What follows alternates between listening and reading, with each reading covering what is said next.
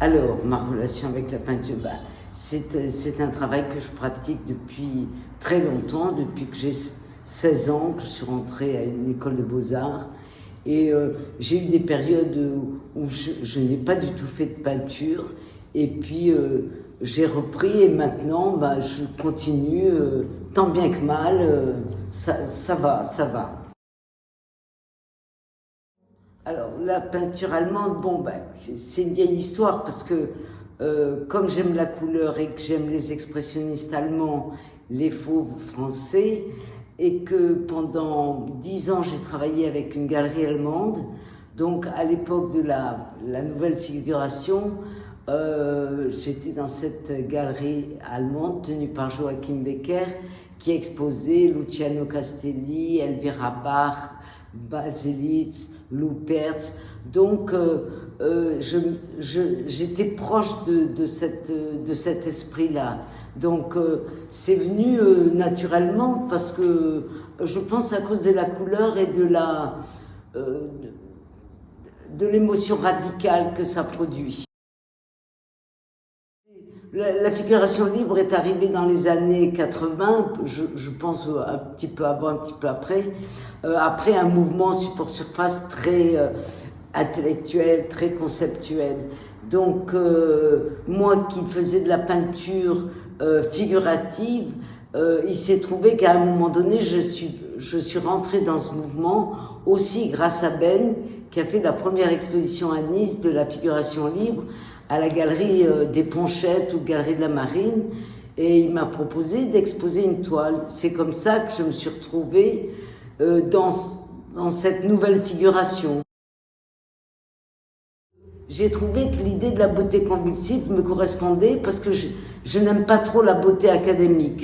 J'aime bien la beauté qui dérange, et la beauté se trouve partout, même dans les choses très dérangeantes. L'histoire du bon goût, du mauvais goût, tout ça, ça m'a toujours fait rigoler. Pour moi, la peinture, elle devrait se passer de mots. Alors, bien sûr, les critiques d'art, les historiens de l'art, c'est leur métier, ils mettent des mots, ils trouvent des relations très pointues. Mais quand on peint avec des pinceaux, de la peinture, on peint pas avec des mots. Moi, j'ai du mal à mettre des mots. Je peux expliquer une émotion ou quelque chose qui a produit que je commence une série comme ça, quelque chose que j'ai vu dans la rue, quelque chose qui m'a ému, mais je pourrais pas mettre des mots sur la peinture. C'est aux autres à les mettre, c'est pas à moi.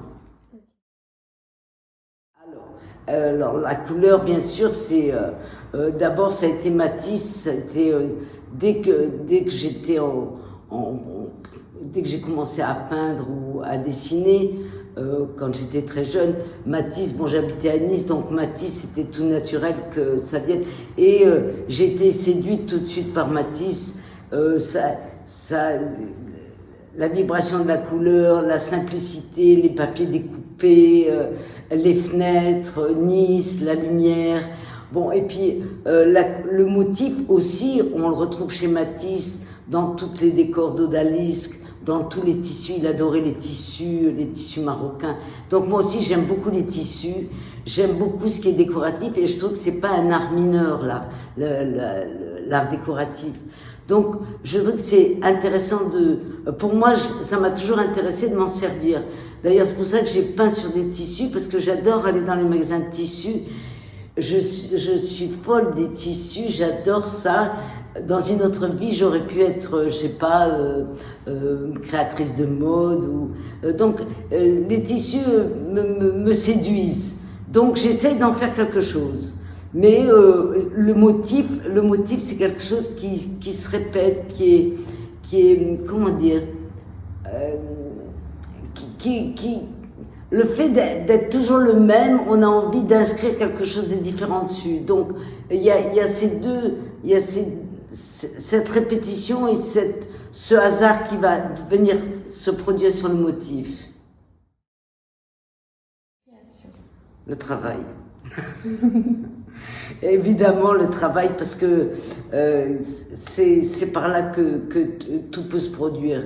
Si on arrête de travailler, si on... je veux dire, le travail quotidien, bon, on essaye qu'il soit quotidien. Bien sûr qu'il y a des périodes où ça se ralentit, on est un peu plus molle, on est un peu plus vide, on n'a rien à dire. Mais c'est le travail le plus important. C'est le fait de toujours recommencer. La peinture, c'est un éternel recommencement. Chaque toile, on pense que la peinture c'est toujours pareil, qu'elle va mourir et tout ça, mais chaque toile est différente. Chaque proposition vous fait réfléchir comment s'en sortir, comment rétablir l'équilibre ou le déséquilibre. Donc, c'est le travail qui compte. Personne, hein. Alors, Ben, bien sûr, puisque c'est lui qui m'a proposé la première exposition. On était voisins d'ailleurs dans la même rue. Puis après, la rencontre avec la galerie Joachim Becker, qui au même moment créait une galerie à Cannes, et ils ont aimé mon travail, et donc pendant 10 ans j'ai collaboré avec Joachim Becker. Donc j'ai fait beaucoup de foires, la FIAC, l'ARCO. Donc j'ai vécu de mon travail d'artiste à ce moment-là. Et puis après, bon ça s'est arrêté, les choses changent. Donc il a fallu que je trouve un travail. Donc après je suis devenue prof, mais après c'est plutôt le fait j'avais un très bel atelier où j'ai travaillé pendant 20 ans. Donc j'ai pu continuer en même temps qu'être prof, de travailler ma peinture. Et j'ai continué à faire des expos, pas des grandes expos, pas mais bon, j'ai continué à avoir des gens qui me suivaient, des collectionneurs, et puis des amis qui m'ont aidé des fois dans des moments difficiles, comme Farouk Béraud, comme Béatrice Nicoletti, comme plein de gens qui m'ont dans les moments où il faut de l'argent pour continuer à acheter du matériel, à travailler tranquillement. Il y a toujours des amis qui vous achètent quelque chose.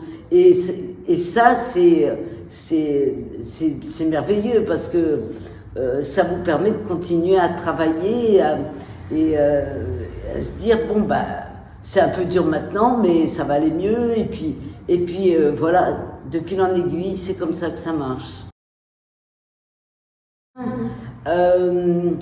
L'exposition Bonnard à la Fondation Meg avec les grandes baignoires, je les ai vues, je sais pas, dans les années peut-être, ça devait être 75 ou 76, c'est très ancien, mais j'ai été éblouie par les grands tableaux de Bonnard avec les baignoires, ça oui, et puis les grandes expos aussi à Amsterdam, au Stedelijk Museum, avec les Américains, Maurice, tout ça, des choses qui sont loin de moi, mais où la couleur et la dimension des toiles fait que ça respire, c'est une autre dimension.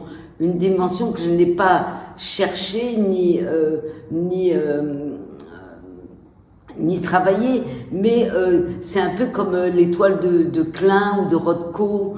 Il y a une espèce de dimension profonde et lumineuse là-dedans.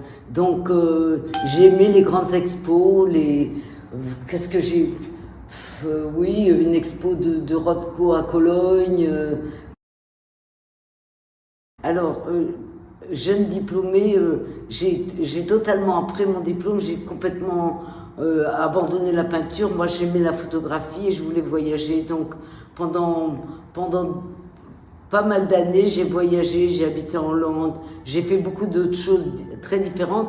Je vous dis, c'est au moment où la figuration est revenue que la proposition de Ben s'est faite, que tout d'un coup, j'ai renclenché dans la peinture.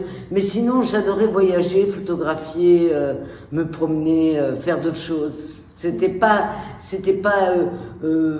la vocation entre guillemets. J'aime pas ce mot de vocation d'ailleurs, mais j'ai toujours aimé peindre. Voilà.